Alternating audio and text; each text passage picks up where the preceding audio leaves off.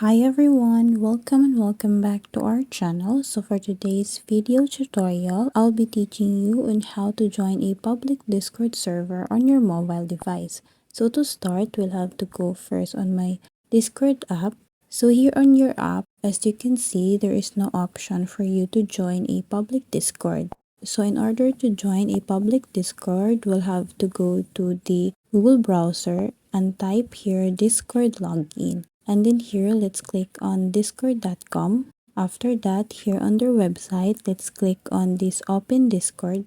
So as you can see, my account is already logged in here. So to explore or to join a public Discord, let's just click on this green icon at the left side. So here you will be given choices or topics where you can join a public Discord. There's gaming, music, education, also science and tech, and entertainment.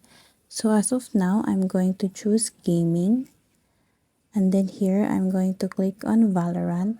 So here, you'll see an option that says Join Valorant here at the top. So let's just click on that and then keep on proceeding.